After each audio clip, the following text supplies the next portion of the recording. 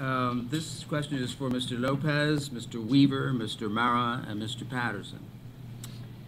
Can you name one vote of the DC Council in the past year where you disagree with the outcome? It can be a vote where you would have voted against something that did pass, or a vote where you would have voted for something that did not pass. Please explain your reasons. Mr. Lopez. I would have voted to make our tax system fair.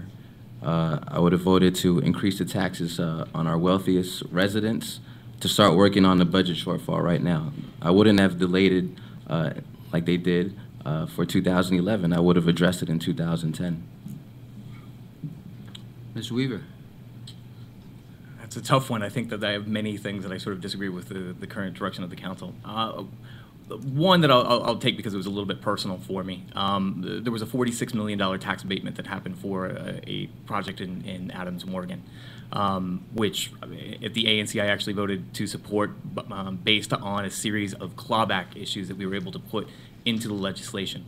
The issue I have with it is that each of the reporting about these tax abatements that we give to large developments end up having very, very shoddy outside reporting. We don't do a particularly good job of seeing like what the costs are going to be to the District of Columbia.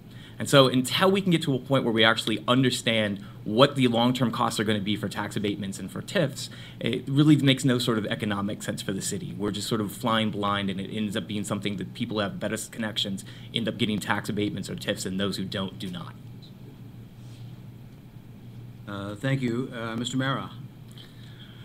I would have voted against the last budget along with Mr. Evans.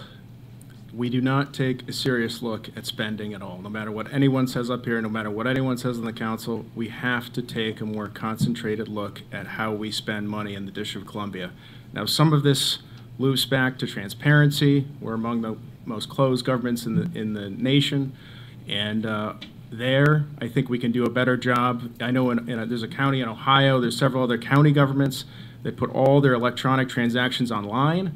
If you think the $50 million from the Office of Tax Revenue was a lot of money, well, there's a lot of little bits of money being stolen.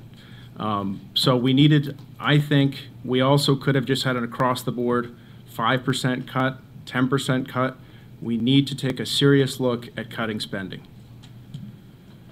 Okay, Mr. Patterson. I would have voted.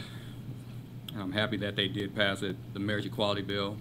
I feel very strongly that any individual should be able to marry the person that they love. I would have been proud to be on the council to vote for that. To that extent, I wasn't.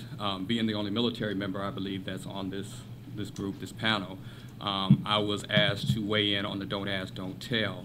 And I was very happy to talk to people who are in my chain of command about Don't Ask, Don't Tell and the repeal of Don't Ask, Don't Tell. So I would have been very happy to vote for the marriage equality.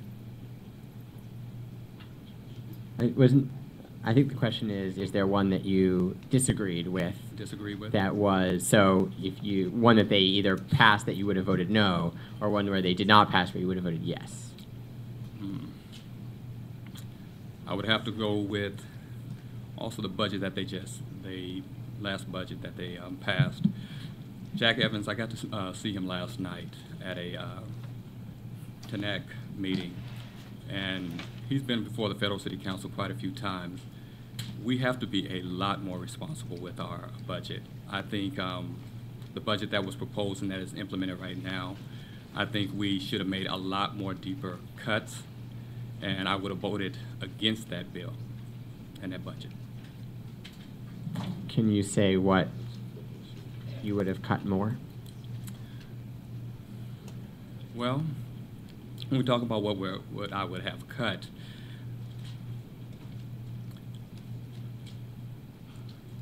I would have focused on more so in the human services area. There are some areas in the human service areas that we need to really look at, and I would have cut in that area.